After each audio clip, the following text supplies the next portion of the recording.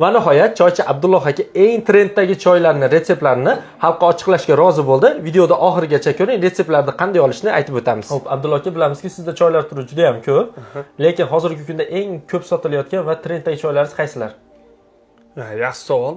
Choylarning turi ko'p, lekin yaxshi sotilayotgan choylarimiz 4-5 xil bor. Ulardan karkadek choyimiz, mehnat choyi deymiz, limoyin bir energetik choylarimiz bor. Lekin o'sha eng ko'p sotiladigan karak choyimiz. Xalqimiz shu choyni o'zlariga yaxshi qabul qilishgan, ko'proq ichishadi. Xo'p, Abdulloh aka, bitta masala bor. Biz obunachilarimizga eng trenddagi choylaringizni retseptlarini beramiz deb va'da qilib qo'ydik. Bularni berishimiz mumkinmi? Ha, berishimiz mumkin. Hozir tushuntiradigan bo'lsam, video cho'zilib ketadi.